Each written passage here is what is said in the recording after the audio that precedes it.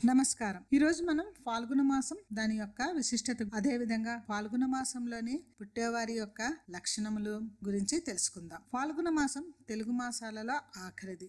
ఈ నెల మహావిష్ణువుకి అత్యంత ఇష్టమైనది కూడాను. చంద్రుడు పున్నమి రోజున పూర్వ ఫల్గునిలో కాని ఉత్తర ఫల్గునిలో కాని ప్రవేశించినప్పుడు ఫాల్గుణ మాసం వస్తుంది.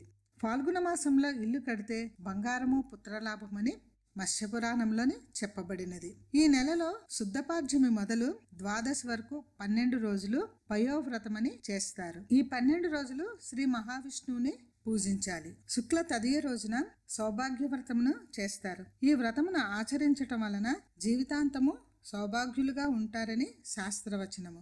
శుక్ల చవితి రోజున అవిఘ్నపుత్ర గణపతి వ్రతము చేస్తారు. పంచమి రోజున వినాయకుడిని పూజిస్తారు. అయితే ఈ నెలంతా చేసే పూజలన్నీ కూడా సంతానం కోసము ఎక్కువగా చేస్తూ ఉంటారు. శుక్ల ఏకాదశిని అమలక ఏకాదశి అంటారు. అమలకము అంటే విసిరికాయ. ఉసిరికాయలోని షడ్రుచుల్లోని ఒక ఉప్పు తప్ప మిగతా అన్ని రుచులు ఉంటాయి. ఆరోగ్యానికి కూడా చాలా మంచిది. శుక్ల ద్వాదశిని గోవింద ద్వాదశి అంటారు. ఈ రోజు పయోవ్రతమును ఆచరించిన వారికి చివరి రోజు.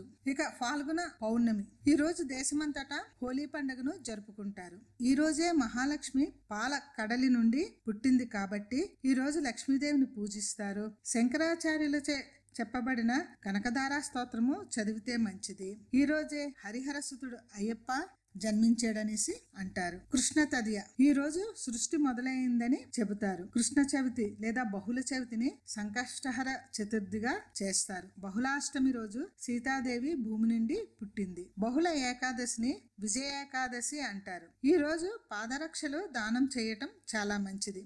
శ్రీ రామాయణంలోని మహాభారతాల్లో ఎన్నో సంఘటనలు ఈ ఫాల్గుణ మాసంతో ముడిపడి ఉన్నాయి. ఇంకా ఈ నెల చివరిగా అమావాస్య. ఇది సంవత్సరానికి ఆఖరి రోజు. కొత్త సంవత్సరం ఉగాదికి ముందు రోజు అవటం వలన దీన్ని కొత్త అమావాస్య అని కూడా అంటారు. ఈ రోజు చాలా ప్రదేశాల్లో అమ్మవారికి ఉపారాలు పెడతారు. గ్రామ దేవతను పూజిస్తారు. ఫాల్గుణ మాసమున జన్మించిన వారు పరోపకారవంతులుగాను, కార్యకుశలత నెరిగిన వారు, దయ కలిగిన వాళ్ళు, బలవంతులు, మృదువైన శరీరం కలవారు, అధిక ప్రసంగులు లేదా మాట్లాడే నేర్పరి కలిగిన వారుగా ఉంటారు అనేసి జాతకాభరణంలోని చెప్పబడినది. మాఘమాసం ఫాల్గుణ మాసం కలిపి శిశిర ఋతువు ఉంటుంది. ఈ ఋతువులో జన్మించిన వాళ్ళు వారికి ఇష్టమైన అన్నపానములకు కొదవలేకుండా ఉంటారు. భార్య వలన పుత్రులు సుఖములు కలవారుగా, సత్కర్మలు ఆచరించే వాళ్ళుగా, బలసారులుగా, రోషం కలవారుగా ఉంటారని జాతకాభరణంలోని చెప్పబడినది.